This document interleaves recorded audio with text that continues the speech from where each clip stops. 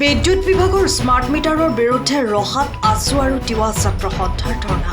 বিদ্যুৎ বিভাগৰ ৰহাস্থ উপসংমণ্ডল কাৰ্যালয়ৰ সন্মুখত বুধবাৰে সদৌ অসম ছাত্ৰ সন্থা আৰু সদৌ তিৱা ছাত্ৰ সন্থাৰ ৰহা আঞ্চলিক সমিতিৰ যুটীয়া উদ্যোগত এক ধৰ্ণা কাৰ্যসূচী ৰূপায়ণ কৰা হয়।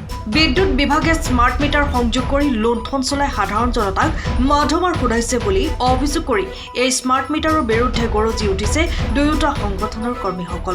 সেয়ে প্ৰতিবাদীসকলে ৰহাস্থ বিদ্যুৎ উপসংমণ্ডল কাৰ্যালয়ৰ সন্মুখত দিনৰ 11 বজাৰ পৰা এঘণ্টীয়া ধৰ্ণাৰে তীব্ৰ প্ৰতিবাদ সাব্যস্ত কৰি কাৰ্যালয়টোৰ গেটত তলা মাৰি দিয়ে প্ৰতিবাদকাৰীসকলে।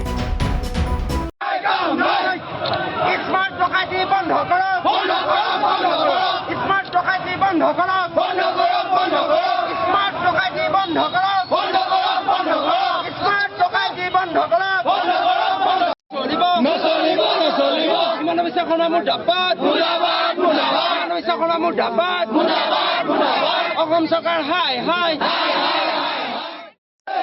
স্মাৰ্ট মিটাৰ লাগিছে এতিয়াৰ পৰাই আপোনাৰ চাৰিওফালে ৰাইজে চিঞৰ বাখৰ কৰি আছে যে বিল বাঢ়িছে আৰু দেখা গৈছে যে আপোনাৰ দুগুণ তিনিগুণকৈ বৃদ্ধি হৈছে।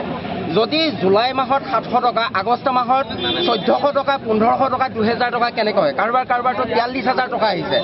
এইটো দেশ লুণ্ঠন ৰাজ আৰু স্মাৰ্ট মিটাৰৰ বিসংগতি আছে।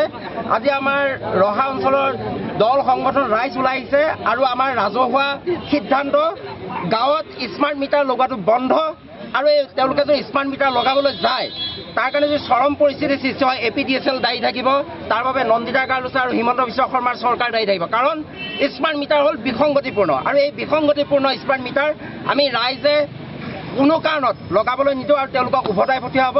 আৰু তেওঁলোকে যদি আপগ্ৰেড কৰিব বিচাৰিছে এনেকুৱা স্মাৰ্ট মিটাৰ লগাওক যাত আগতে যিমান বিল আহে এতিয়াও সিমান বিল আহা।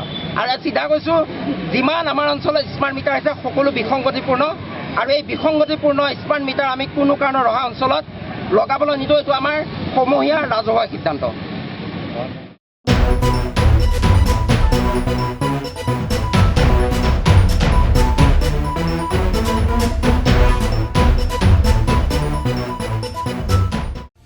সময়ৰ খবৰ সময়ত পাবলৈ ফলো কৰক টাইম অফ আছাম।